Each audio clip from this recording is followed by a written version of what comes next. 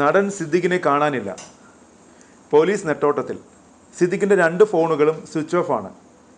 സുഹൃത്തുക്കളുടെ ഫോണുകൾ കേന്ദ്രീകരിച്ചും അന്വേഷണം നടക്കുന്നുണ്ട്. സിദ്ദിഖിനെ അറസ്റ്റ് ചെയ്യുന്നതിനായി പോലീസ് ലുക്കൌട്ട് നോട്ടീസ് പുറത്തുവിട്ടു. വിദേശത്തേക്ക് കടക്കാനുള്ള സാധ്യത കണക്കിലെടുത്ത് വിമാനത്താവളങ്ങളിലും പരിശോധന നടത്തുന്നുണ്ട്. ഇതൊക്കെ കാണുമ്പോൾ എന്ത് പ്രഹസനമാണ് സജി എന്നാണ് ചോദിക്കാൻ തോന്നുന്നത്.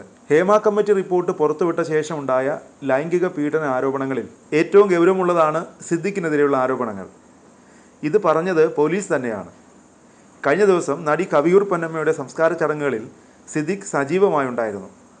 മുൻകൂർ ജാമ്യം പരിഗണിച്ചത് എത്രയോ ദിവസങ്ങൾക്ക് ശേഷമാണ്. അതിനിടയിൽ പോലീസിന് അറസ്റ്റ് ഉൾപ്പെടെയുള്ള നടപടികളുമായി മുന്നോട്ട് പോകുന്നതിൽ നിയമ തടസ്സങ്ങളൊന്നും ഉണ്ടായിരുന്നില്ലെന്ന് നിയമവിദഗ്ധരും പറഞ്ഞു. മുൻകൂർ ജാമ്യാപേക്ഷ തള്ളുമെന്ന് ഏതാണ്ട് ഉറപ്പായിരുന്നു. എന്നിട്ടും പോലീസ് നടപടികളുമായി മുന്നോട്ട് പോയതേയില്ല. പോലീസിൻ്റെ ഭാഗത്തു നിന്നുണ്ടായത് ഗുരുതര അനാസ്ഥയാണെന്ന് അതിജീവിതയുടെ അഭിഭാഷകൻ തന്നെ ഒരു ചാനൽ ചർച്ചയിൽ വെളിപ്പെടുത്തി. ഇലക്ട്രോണിക്സ് തെളിവുകൾ ഉൾപ്പെടെ നശിപ്പിക്കാൻ ഈ കാലതാമസം കാരണമായതായി അഭിഭാഷകൻ ആരോപിക്കുന്നു. പോലീസിനെ പ്രതിക്കൂട്ടിൽ നിർത്തിയാണ് അഭിഭാഷകൻ സംസാരിച്ചത്. ഒരു പകലും ഒരു രാത്രിയും തിരച്ചിൽ നടത്തിയിട്ടും സിദ്ദിഖിനെ പോലീസിന് കണ്ടെത്താനായില്ല. ചൊവ്വാഴ്ച രാത്രി കൊച്ചിയിലെ ചില ഹോട്ടലുകളിലും സിദ്ദിഖിൻ്റെ സുഹൃത്തുക്കളുടെ വീടുകളിലും പോലീസ് പരിശോധന നടത്തി.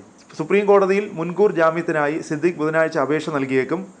മുൻകൂർ ജാമ്യത്തിനായി അഭിഭാഷകരുമായി ബന്ധുക്കൾ ചർച്ച നടത്തുന്നുണ്ട്. സുപ്രീം കോടതി വിധി വന്ന ശേഷം കീഴടങ്ങുന്നതിൽ തീരുമാനമെടുക്കുമെന്നാണ് നടൻ്റെ നിലപാടെന്നാണ് വിവരം. തിരുവനന്തപുരത്തു നിന്നുള്ള അന്വേഷണ സംഘം കൊച്ചിയിൽ പരിശോധന തുടരുകയാണ്. കൊച്ചിയിലും ആലുവയിലും പ്രത്യേക ടീമുകളും അന്വേഷണം നടത്തുന്നുണ്ട്.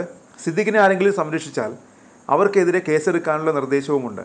ബലാത്സംഗ കേസെടുത്ത ഓഗസ്റ്റ് 28 തന്നെ സിദ്ദിഖിൻ്റെ നീക്കങ്ങൾ പോലീസ് നിരീക്ഷിച്ചു തുടങ്ങിയിരുന്നു. 3 ആഴ്ച മുമ്പ് എല്ലാ വിമാനത്താവളങ്ങളിലേക്കും തിരച്ചിൽ നോട്ടീസ് നൽകി. എന്നാൽ മുൻകൂർ ജാമ്യാപേക്ഷ പരിഗണിച്ച ചൊവ്വാഴ്ച രാവിലെ മുതൽ നടനെക്കുറിച്ച് വിവരമില്ലായിരുന്നു. നടൻ എത്താനിടയുള്ള വിവിധ സ്ഥലങ്ങളിൽ പരിശോധന നടത്തിയെങ്കിലും സൂചനകളൊന്നും ലഭിച്ചില്ല. അതിനിടെ പരിശോധനയുടെ വിവരങ്ങൾ ചോരുന്നുണ്ടോ എന്ന് അന്വേഷണ സംഘം പരിശോധിക്കുന്നുണ്ട്. യുവനടിയുടെ പരാതിയിൽ ബലാത്സംഗം IPC 376, ഭീഷണിപ്പെടുത്തൽ 506 എന്നീ വകുപ്പുകൾ പ്രകാരമാണ് മ്യൂസിയം പോലീസ് കേസെടുത്തത്. 2016 ജനുവരിയിലാണ് തിരുവനന്തപുരത്തെ ഹോട്ടലിൽ പീഡനത്തിനിരയായതെന്ന് നടി പോലീസിനോട് വെളിപ്പെടുത്തി. സിദ്ദിഖ് അഭിനയിച്ച സുഖമായിരിക്കട്ടെ എന്ന സിനിമയുടെ പ്രിവ്യൂ തിരുവനന്തപുരത്തെ തിയേറ്ററിൽ പ്രദർശിപ്പിച്ചപ്പോഴാണ് അദ്ദേഹത്തെ കണ്ടതെന്നായിരുന്നു നടിയുടെ മൊഴി. മകൻ അഭിനയിക്കുന്ന തമിഴ് സിനിമയിൽ അവസരം നൽകുന്നത് സംബന്ധിച്ച് ചർച്ച ചെയ്യാൻ ഹോട്ടലിലേക്ക് വരാൻ അദ്ദേഹം ആവശ്യപ്പെട്ടു. മോളെ എന്ന് വിളിച്ചാണ് സിദ്ദിഖ് അഭിസംബോധന ചെയ്തത്. ഹോട്ടലിലെത്തിയ തന്നെ മുറിയിൽ വെച്ച് ലൈംഗികമായി പീഡിപ്പിക്കുകയും ഉപദ്രവിക്കുകയും ചെയ്തു. തുടക്കത്തിൽ അടുപ്പം സൃഷ്ടിക്കാൻ അഭിനയത്തെക്കുറിച്ചും കുടുംബത്തെപ്പറ്റിയുമൊക്കെ പറഞ്ഞു. പെട്ടെന്നാണ് ഉപദ്രവം തുടങ്ങിയത്. വല്ലാത്ത ചേഷ്ടയോടെ അടുത്തു വന്ന് കയറിപ്പിടിക്കാൻ ഒരുങ്ങി. എന്താണ് സംഭവിക്കുന്നതെന്ന് മനസ്സിലാക്കാൻ പോലും കഴിഞ്ഞില്ല. ഒച്ച വെച്ചപ്പോൾ വായ പൊത്തിപ്പിടിച്ചു. ഇതൊക്കെ എല്ലായിടത്തും നടക്കുന്നതാണെന്നും സഹകരിച്ചില്ലെങ്കിൽ ഭവിഷ്യത്ത് നേരിടേണ്ടി വരുമെന്നും പറഞ്ഞു. 1 മണിക്കൂറോളം മുറിയിൽ പൂട്ടിയിട്ടു. വിവരം പുറത്തറിയിച്ചാലും തന്നെ ഒന്നും ചെയ്യാനാകില്ലെന്ന് പറഞ്ഞ് സിദ്ദിഖ് ഭീഷണിപ്പെടുത്തി. നീ പരാതിപ്പെട്ടാലും ആരും പരിഗണിക്കില്ല, എല്ലാവരും തനിക്കൊപ്പമാണെന്നും സിദ്ദിഖ് പറഞ്ഞു. പരമാവധി പ്രതിരോധിച്ചു. സഹകരിക്കുന്നവരെന്ന് വിശേഷിപ്പിച്ച് ചില നടിമാരുടെ പേര് പറഞ്ഞു. പിന്നീടൊരു കുറ്റബോധവുമില്ലാതെ ഭക്ഷണം കഴിക്കാൻ തുടങ്ങിയെന്നും അതിജീവിത പറഞ്ഞു. മീനും തൈരും ഉണ്ടായിരുന്നു. ഇത് വിരുദ്ധാഹാരമാണെന്ന് സിദ്ദിഖ് പറഞ്ഞതായി നടി മൊഴി നൽകി. ഭക്ഷണത്തെക്കുറിച്ചുള്ള സിദ്ദിഖിൻ്റെ ഈ കമൻറ്റ് തെളിവായെടുത്ത് അന്ന് കഴിച്ചത് എന്തൊക്കെയാണെന്നതിൻ്റെ ബിൽ തേടിയപ്പോൾ ഫിഷ് കറി, മീൽസും തൈരുമാണെന്ന് കണ്ടെത്തി. ഇത് മുറിയിൽ എത്തിച്ച വെയിറ്റർമാരുടെയും മൊഴിയെടുത്തു. സിദ്ദിഖിനെ രക്ഷപ്പെടാൻ പോലീസ് സഹായിച്ചോ എന്ന ചോദ്യവും ഉയരുന്നു.